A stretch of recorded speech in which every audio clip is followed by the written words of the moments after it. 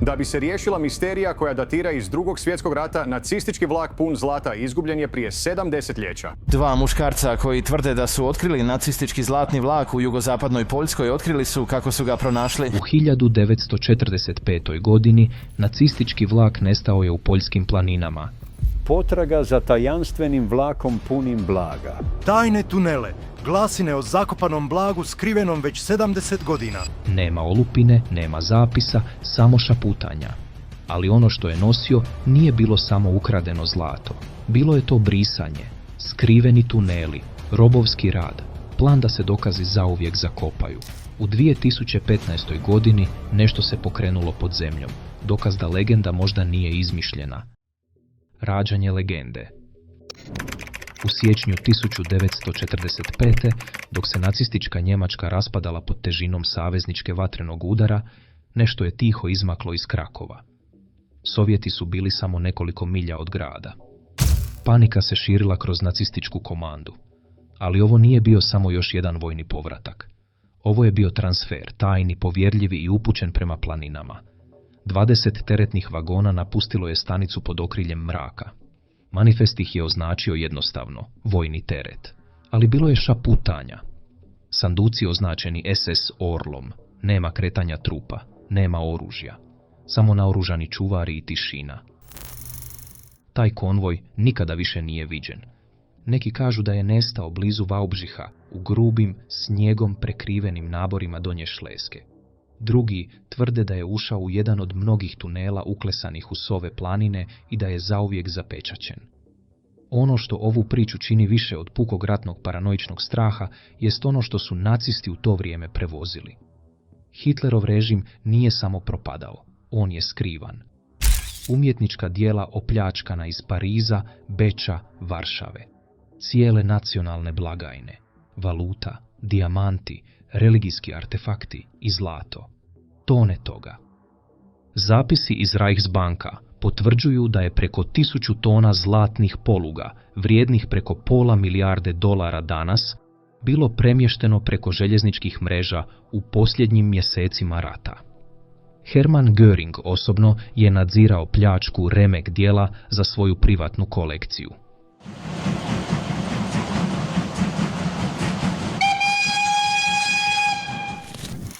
SS dužnosnici pakirali su sanduke označene kao Einsatz Reinhardt, ispunjene dragocjenostima uzetim iz židovskih geta diljem Poljske.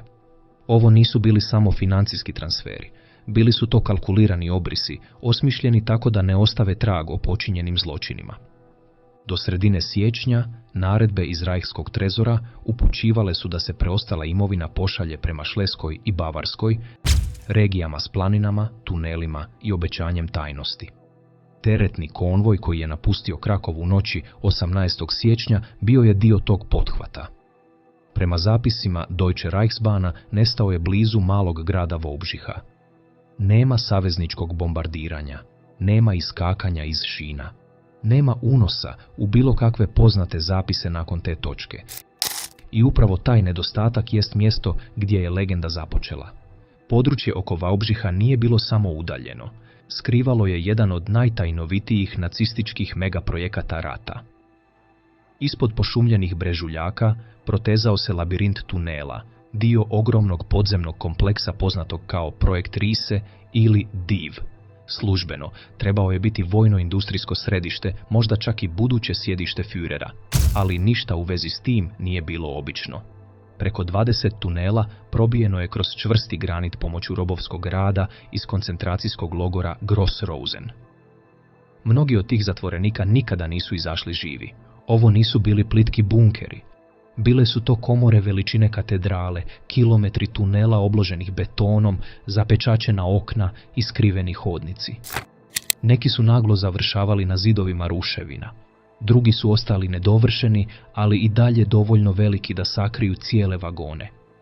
Dvorac Xionge, smješten u blizini, bio je preuređivan kao zapovjedno središte, s glasinama o tunelu koji ga izravno povezuje s željeznicom. Savršeno mjesto za skrivanje. Ako ste htjeli da nešto nestane, ovdje ste to poslali. U magli rata, dok su sovjetske trupe napredovale i nacističko zapovjedništvo počelo propadati, karte su se izgubile. Tuneli su srušeni, ulazi su razneseni.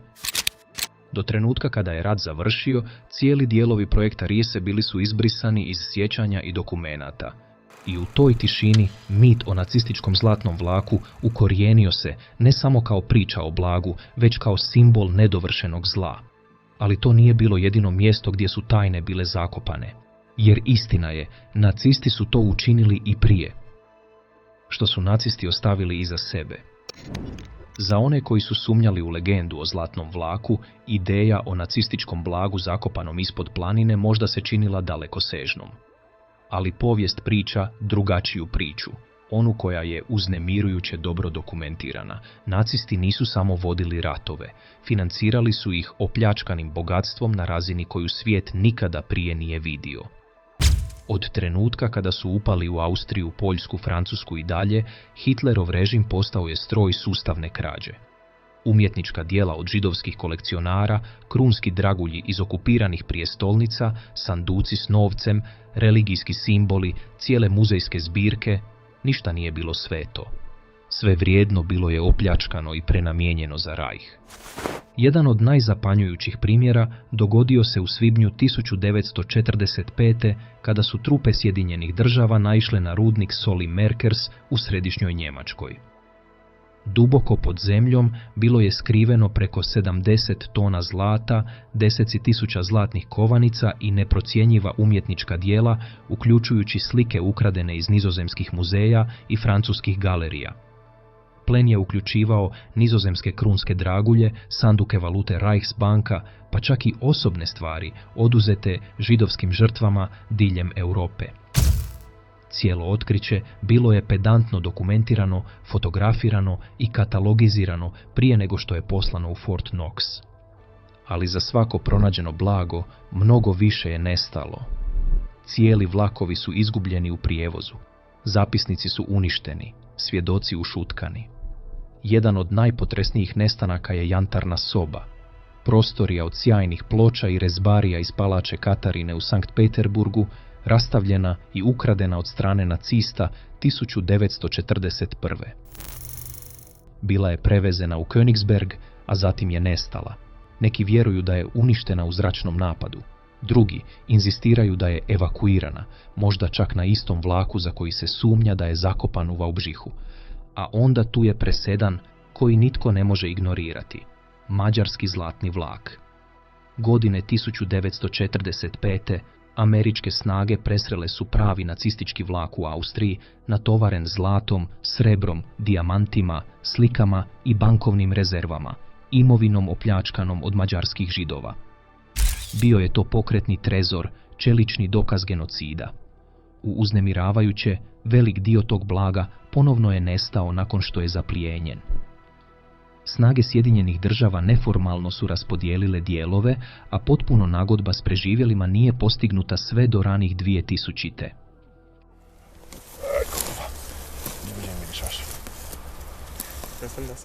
Pa kada su moderni lovci na blago govorili o nestalom nacističkom vlaku u Poljskoj, nisu izmislili fantaziju. Slijedili su dobro utabanu stazu dokaza. Nacisti su imali sredstva, imali su motiv. I imali su infrastrukturu, posebno u Donjoj Šleskoj. Teorija o zlatnom vlaku nije nastala iz mašte. Nastala je iz nestalih zapisa, nestale umjetnosti i brutalne logike režima koji je znao da mu vrijeme ističe. Do 1944. godine Hitlerov unutarnji krug shvatio je da je poraz neizbježan. Sovjeti su napredovali s istoka, a savezničke snage sa zapada. Njihova strategija promijenila se iz dominacije u skrivanje. Cijeli konvoj vrijednosti preusmjereni su u bunkere i trezore diljem Reicha.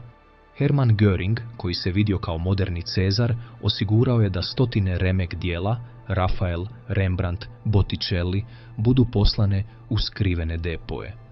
Walter Funk, predsjednik Reichsbanke, organizirao je prijenos preostalih zlatnih rezervi Njemačke. Vlakovi su napustili Berlin, neki su stigli do Austrije, drugi su nestali u planinama, a jedan od tih planinskih lanaca bio je Sova planina. Nisu pokušavali sakriti samo blago, bila je to i dokaz. Dokaz o razmjerima njihovih zločina. Dokaz da je genocid bio profitabilan. i možda čak, kako su neki nagađali, prototipi oružja i tehnologija koje saveznici nikada nisu otkrili. Ako je vlak zaista nestao u tunelima kod Vaubžiha, to nije bilo samo skrovište. Bila je to grobnica, mjesto gdje je Treći Rajh zakopao svoje posljednje tajne, zapečaćene čelikom i kamenom, daleko od obračuna u Nürnbergu i očiju povijesti. Priča nije samo o zlatu, radi se o tišini. Tišini koja se proteže kroz desetljeća, zatrpana ispod ruševina, šapćući o nečemu što svijet nije trebao pronaći. Znanost protiv legende, testovi, bušenja i misterij koji ostaje. Do trenutka kada je poljska vlada zaustavila iskapanja 2015. godine, većina svijeta već je donijela svoj zaključak. Nacistički zlatni vlak bio je mit. Spektakularna zabluda potaknuta pohlepom, folklorom i nekoliko zamagljenih radarskih snimaka. Ali u sjeni tog zaključka nešto nije sjedalo na svoje mjesto. Zašto je radar pokazao tako jasnu anomaliju? Zašto su se toliki izvještaji svjedoka, tolike karte, tolike teorije usredotočile na upravo ovaj dio šume? Iako vlak nije bio tamo, što je onda bilo? Znanstveni proces započeo je obećavajuće. Radar za prodor u tlo, montiran na kotačima, korišten je za skeniranje nasipa u mrežastim obrascima. Skenovi su se osvijetlili jakim odrazima. Objekt dug 100 metara, ujednačen, metalni, zakopan dovoljno duboko da je preživio desetljeća pomicanja tla. Inženjeri su nastavili s elektromagnetskim senzorima. Geometri su mapirali područje koristeći satelitske i snimke dronovima. Na papiru dokazi su izgledali čvrsto, ali geologija je imala druge planove. Stručnjaci iz Poljskog geološkog instituta i sveučilišta AGH počeli su izdavati upozorenja. Odrazi poput ovih, objasnili su, mogu biti varljivi. Formacije škriljaca, džepovi vode, podzemne šupljine, čak i gromade i slojevi lomljene stijene, sve to može oponašati radarski potpis metala. Zapravo, kada su slični skenovi provedeni u obližnjim kamenolomima, pojavili su se gotovo identični rezultati, iako ispod njih nije bilo vlakova. Ipak, tim je nastavio dalje. Bušilice su bušile uske testne otvore u obronak. Inženjeri su vadili uzorke jezgre u redovitim intervalima. Tlo je pričalo vlastitu priču, glina, škriljac, komadići starog drva. Locals have known about these tunnels since the Second World War, but they haven't yet been thoroughly Ali ni jednog sanduka, ni jednog čelika, ni jedne hrđe. Da je vlak bio zakopan tamo, sediment bi pokazao tragove, pahuljice korozije, fragmente tračnica, promjene gustoće metala. Nije ih bilo. Arheolozi su dodali svoje stručno mišljenje. Pregledali su ostatke tunela u tom području i zaključili da je većina bila rudarska infrastruktura iz 19. stoljeća, a ne tajni nacistički bunkeri. Lukovi od cigle, raspored, materijali, sve se slagalo s civilnim rudnicima ugljena koji su nekoć bili uobičajeni u regiji, a ne s teško ojačanim betonom koji je preferirao Wehrmacht. Podovi su bili neravni, nije bilo znakova tračnica, nije bilo ventilacijskih sustava, nije bilo ožičenja, ništa što bi upućivalo na vojnu instalaciju. Zatim je došla povijesna revizija. Istraživači su pročeslali ratne željezničke manifeste, dnevnike postaja i zapise o transportu SS-a.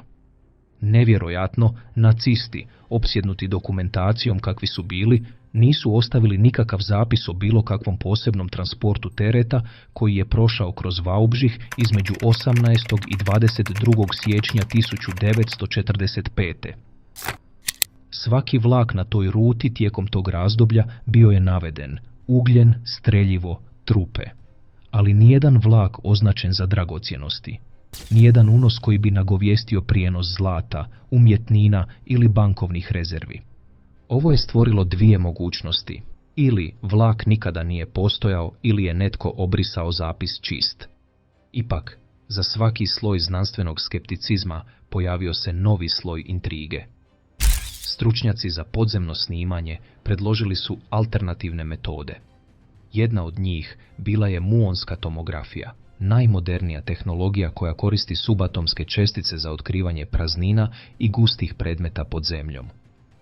Muoni prolaze kroz stijenu različito ovisno o materijalu. čelični vlak zakopan u tunelu ostavio bi potpis koji muonsko snimanje može detektirati. Rana ispitivanja s muonskim detektorima blizu tunela Bukovka pokazala su anomalije, regije neočekivane gustoće. Ali rezultati su bili nejasni. Oprema je bila ograničena. Razdoblja prikupljanja podataka prekratka. Bili bi potrebni napredniji sustavi, a troškovi bi bili visoki. Do danas nikakvo potpuno muonsko skeniranje nije provedeno na sumnjivom mjestu. Ne zato što znanost nije spremna, nego zato što političko i pravno okruženje nije. Vidite, s ove planine nisu samo misteriji, one su zaštićena zona baštine. Svako iskopavanje mora slijediti stroge arheološke i konzervacijske smjernice. Tuneli su krhki, neki su dom ugroženim kolonijama šišmiša. Neovlašteno kopanje može uzrokovati urušavanje, a privatni lovci na blago koji pokušavaju zaobići zakon suočavaju se s visokim kaznama ili čak zatvorom. To je ono što ovu priču čini tako frustrirajućom i tako privlačnom. Svaka lopata otkriva više pitanja nego odgovora. Dakle, gdje nas to ostavlja? Radarski pregledi iz 2015. ostaju neobjašnjeni. Mreže tunela, ogromne, djelomično urušene i nekartirane, još uvijek se protežu ispod regije. Svjedočenja očevidaca nikada nisu opovrgnuta. I povjesničari nastavljaju istići da milijuni dolara nacističkog plijena ostaju neobračunati, uključujući umjetnine, zlato i ukradene kulturne vrijednosti. Znanost još nije pronašla zlatni vlak, ali nije ga ni definitivno opovrgnula. Bila je to ili ratna priča o duhovima ili činjenica zakopana u tišini, zapečaćena u tunelima punim ruševina iza zidova koje nitko ne usuđuje srušiti. U toj tišini nešto čeka. Projekt Rijese, grad ispod planina. Da biste razumjeli kako je vlak mogao nestati bez traga, morate razumjeti što se nalazilo ispod površine Sovicnih planina. Skriven ispod gustih šuma Donje Šleske bio je jedan od najtajnovitijih i najbrutalnijih inženjerskih projekata nacističke Njemačke, projekt Riese ili Div. Pokrenut 1943. ovaj ogromni podzemni kompleks bio je izgrađen ne samo da bi se izbjegle savezničke bombe, nego i da bi se preselilo samo srce operacija Trećeg rajha. Cilj je bio zastrašujuće ambiciozan. Hitler je zamislio podzemni svijet, ojačana zapovjedna središta, tvornice oružja i skladišta građena u samim planinama. Neki vjeruju da je trebao služiti kao posljednji otpor. Utvrda gdje bi Führer i njegovi preostali lojalisti mogli vladati iz podzemlja. Drugi sugeriraju još mračnije motive. Ali što god bio svrha, jedno je bilo sigurno. Trebalo je vojsku nevidljivog rada da bi se to ostvarilo. Ta vojska došla je iz koncentracijskog logora Gross Rosen na samo kratkoj udaljenosti. Tisuće židovskih i poljskih zatvorenika bile su prisiljene kopati u stijenu, vukle kamen i beton rukama, dan i noć, Litauen, Estland, Norwegen, Schweden. pod uvjetima toliko užasnima da ih je SS opisao kao uništenje kroz rad. Neuhranjeni i jedva odjeveni, radnici su često bili zgnječeni u urušavanju tunela ili su umirali od iscrpljenosti, a njihova tijela su odbačena poput slomljenih alata. Tuneli koje su iskopali nisu bili samo ogromni. Oni su bili tuneli boli, isklesani od strane umirućih za mrtve, izgrađeni uz zapanjujuću ljudsku cijenu. Ono što danas ostaje jest djelomični kostur onoga što je nekoć bilo planirano. Ogromni hodnici vijugaju kroz brda. Komore veličine katedrala odjekuju kapljicama vode i tišinom. Neki tuneli su bili ojačani čelikom i betonom, drugi ostaju sirovi, isklesani iz matične stijene. Velik dio toga još uvijek je zapečaćen. Ulazi blokirani ruševinama, urušeni stropovi, skriveni prolazi progutani šumom. Postoje glasine o zapečaćenim eksplozivnim vratima, komorama u koje nitko nije ušao od rata, a tu su i karte. Ratni dokumenti, neki prokrijumčareni van, drugi otkriveni u posljeratnim arhivima, pokazuju željezničke sporedne kolosijeke koji vode ravno u planinu. Očevici su govorili o željezničkim platformama duboko pod zemljom. Nekolicina je tvrdila da su vidjeli teretne vagone kako ulaze, ali nikada ne izlaze. Jedan od njih, inženjer po imenu Hans Müller, dao je ispovijest na samrtnoj postelji u 19. stoljeću. Istražio je tajni sporedni kolosijek 7 km izvan Vaubžiha i nacrtao grubu kartu. Tunel dovoljno velik za 20 vagona, skriven u zavoju šume. Je li ovo mogla biti posljednja stanica nacističkog zlatnog vlaka? Povjesničari su podijeljeni, ali ono u čemu se slažu jest da je projekt Rise imao prostor, infrastrukturu i politički prioritet za skrivanje nečega ogromnog i opasnog. Hitlerov osobni vlak, Führer Sonderzug, sam po sebi bio je pokretni zapovjedni centar. Putovao je kroz regiju tijekom rata i bio je opremljen komunikacijskim centrima, protuzračnim kupolama i elitnim čuvarima. Ako je bilo koji vlak trebao biti zapečaćen, postojali su presedani razlog da se to učini ovdje. Razmjer izgradnje, nedostatak dokumentacije i naglo napuštanje projekta početkom 1945. samo su produbili misteriju. Kada su sovjetske trupe stigle, velik dio Rise već je bio zakopan, sabotiran ili postavljen s zamkama. Bilo kakve tajne koje je skrivao bile su zapečaćene s njim. U desetljećima se nitko nije usudio kopati preduboko. Neki su tvrdili da su tuneli prokleti, drugi su se bojali mina. Ali uglavnom bilo je previše pitanja, a premalo odgovora. Ipak, šaputanja su potrajala. Mještani su prenosili priče, penzionirani rudari sjećali su se čudnih zvukova ispod nogu, a za neke, poput bivšeg poljskog rudara Tadeuša Slovikovskog, misterija je postala doživotna obsesija.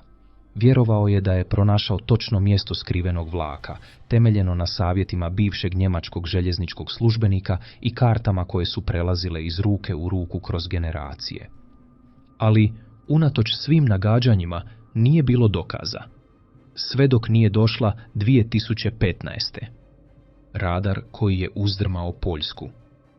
70 godina legenda o nacističkom vlaku zlata pojavljivala se i nestajala iz javnog sjećanja. Povjesničari su o tome raspravljali, mještani su šaputali o tome. Tragači za blagom jurili su sjene po Sovinim planinama, ali u travnju 2015. taj šapat pretvorio se u urlik. Dvojica muškaraca zakoračila su u središte pažnje. Piotr Kopar, poljski građevinski poduzetnik, i Andreas Richter, njemački amaterski povjesničar i geolog, iznijeli su zapanjujuću tvrdnju. Rekli su da su ga pronašli, nacistički vlak zlata, ne teoriju, ne glasine, nego čvrste dokaze, i imali su snimke da to dokažu. Koristeći radar za prodor u tlo posuđen od njemačke rudarske tvrtke, dvojica su pregledala pošumljeni nasip blizu oznake 65 km duž stare željezničke pruge Wrocław-Vaubžih. Ono što su vidjeli ispod zemlje ostavilo je čak i iskusne istraživače bez riječi. Dugačak, metalni objekt, otprilike 100 metara dugačak, ležao je zakopan ispod brežuljka. Pravokutnog oblika. Visoko reflektirajući, sumnjivo nalik na vlak.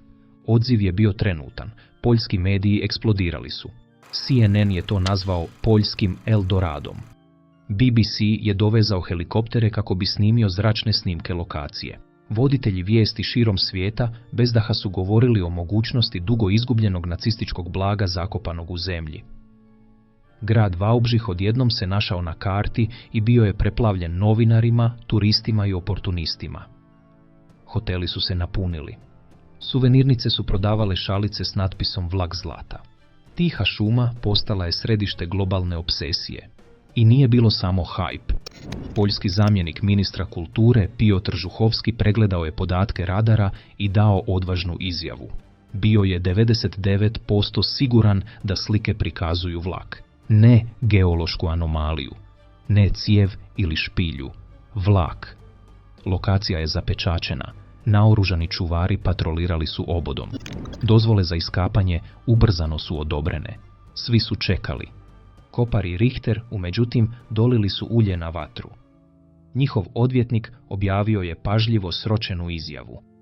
Muškarci će otkriti točnu lokaciju vlaka poljskoj vladi samo u zamjenu za 10% nagrade za pronalazača. Neki su ih smatrali vizionarima i istraživačima. Drugi, oportunistima koji traže profit od mračnog poglavlja povijesti. U svakom slučaju, dogovor je postignut. Uskoro su inženjeri stigli s teškom opremom. Znanstveni timovi proveli su elektromagnetske pretrage. Geolozi su počeli bušiti. Uzorci tla izvlačeni su u dugim cilindrima i ispitivani na tragove metala, drva ili strojeva. Gledatelji su se okupljali iza barijera, nadajući se da će svjedočiti otkrivanju povijesti u stvarnom vremenu. Dan za danom kamere su snimale. Zatim je stigao prvi šapat sumnje. Profesor Januš Madej s AGH sveučilišta u Krakovu pregledao je skeniranja i izrazio oprez. Refleksije bi mogle biti uzrokovane raslojenim slojevima stijena ili podzemnim džepovima vode. Radarski sustav koji se koristio, napomenuo je, sklon je lažnim pozitivnim rezultatima, posebno na nestabilnom terenu poput Sovicih planina. Drugi su ponovili njegov skepticizam. Poljski geološki institut izdao je upozorenje da je lokacija izgrađena na škriljavcu i mekanom sedimentu, uvjetima poznatim po stvaranju zavaravajućih radarskih odjeka. Ali strojevi su nastavili kopati. 6 dana, ništa. 10 dana, još uvijek ništa. 14 dana, samo fragmenti stijena, ni zlata, ni sanduka, ni vlaka. Samo slojevi gline i škriljavca. Zatim je bušilica naišla na granit, čvrstu podlogu, vrstu stijene u kojoj ne bi smjelo postojati željeznički tunel. Do kasnog prosinca Ministarstvo kulture povuklo je utikač. Iskapanje je zaustavljeno, lokacija je zatrpana i proglašena lažnom uzbunom. Globalni naslovi preokrenuli su se preko noći. Ono što je bilo najveće poljsko otkriće blaga sada je postalo prijevara sa zlatnim vlakom. Kopar i Richter ismijani su. Lokalni dužnosnici koji su vezali sudbinu svog grada za otkriće tiho su se povukli, ali šteta ili možda transformacija već se dogodila. Vaubžik se promijenio, turizam je naglo porastao. Lovci na blago nastavili su dolaziti. Turistički operatori nudili su safari zlatnog vlaka. I mala, ali tvrdoglava frakcija još uvijek je vjerovala da je vlak stvaran, samo zakopan dublje ili na pogrešnom mjestu. Na kraju krajeva, nije li radar pokazao nešto? Nisu li svjedočanstva iz 1945 odgovarala ovom mjestu? Je li iskapanje stalo tik pred istinom? Radar je uzdrmao Poljsku ne zbog onoga što je dokazao, nego zbog onoga što je sugerirao. Da možda, samo možda, nacistički zlatni vlak još uvijek leži tamo dolje. Čekajući. Sjene koje nikada nisu otišle. Potraga za nacističkim zlatnim vlakom više je od lova na zakopano blago. Ona je, u svojoj srži, suočavanje s nedovršenom prošlošću. Obračun ne samo s ukradenim bogatstvom, nego i s ukradenim životima. Što dublje kopaš, to više shvaćaš. Ovo nikada nije bilo samo o zlatu, bilo je o brisanju. Nacisti su znali da je rat izgubljen mnogo prije pada Berlina, ali čak i u svojim posljednjim trenucima držali su se kontrole, ne samo nad ljudima ili teritorijem, nego nad samom naracijom. Projekt Rise nije bio samo inženjerski podvig, bio je groblje za istinu. Progutao je zapise, izbrisao imena i pokušao zakopati dokaze o režimu izgrađenom na krvi i vatri. Ono što legendu o zlatnom vlaku čini tako jezivom nije sjaj bogatstva, nego njegova tišina. Toliko dijelova nacističke povijesti je katalogizirano, arhivirano i objašnjeno. Ali ne ovaj, ne ovdje.